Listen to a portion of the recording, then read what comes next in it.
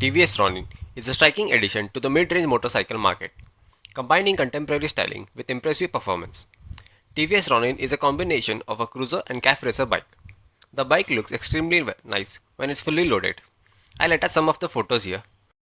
The bike is built on a double cradle, split frame chassis. The Ronin comes in 4 different variants: AS, SS, DS and TD. And the bike has a 7 different colors on option depending on the variant you choose. So at the front, it has a T-shaped DRL and it has a high and low beam which is bright enough. And it has LED turn signals. All the lights are LED in this bike. And it has a USD forks at the front. And it has a fiber fender here. There is a 300 mm disc brake at the front. And it has a single channel ABS. And the front tire size happens to be the 110/70 a 17 inch. And here where the cost cutting starts. It has a plastic guard here. And this is the engine guard placed here. And it has this diamond cut finish on the engine, which is looking nice. TVS written on the engine here. Here's the rear brake pedal. It has a 3D Ronin written here. There's a TVS logo on the tank. It has a metal plate on the exhaust. Let's hear how it sounds.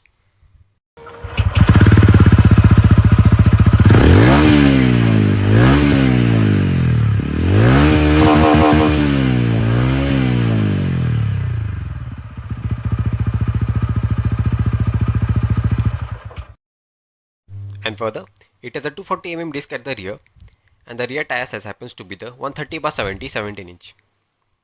And it has a red accents on the tire, which adds a nice look to the bike. And it has a monoshock suspension at the rear, which has 7-step preload adjustment.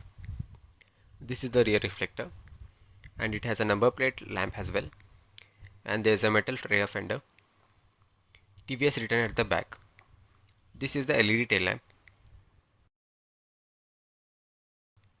Here's the sari guard placed, mandatory in India. And you get a side footrest as well. And here we see that everything is closed. Nothing is exposed here. The chain and all gets a proper cover, but become mess while chain lubing. And you get a proper center stand on the bike. This is the gear pedal. And for the smooth riding experience, it has a slipper clutch transmission, which ensures smooth gear shift while downshifting.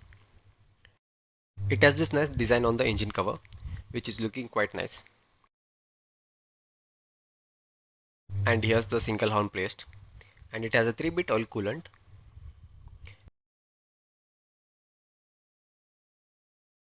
And on the handlebar, it has a controls for the high beam and low beam button, pass switch button, turn signal and horn button.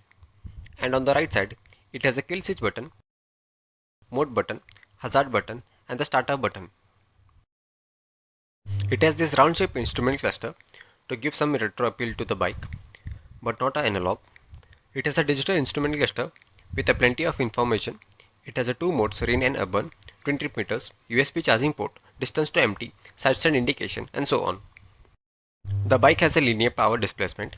It drags itself on a 5th gear with 20 speed nicely without any jerks. And the zipper clutch transmission makes the job done. This bike is good for both city as well as for the touring.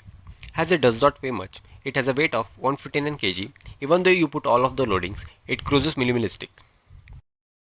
Even on a high RPM, the bike does not have much of the vibrations compared to the Royal Enfield. But there is no comparison between this and that bike. That's a different segment bike. But in my opinion, the design of the bike could be little more better. Though the engine is good, features are better, but it lags behind in the design. So that's it for the video. See you all in another video. Thanks for watching. Do tell your opinions in the comment box.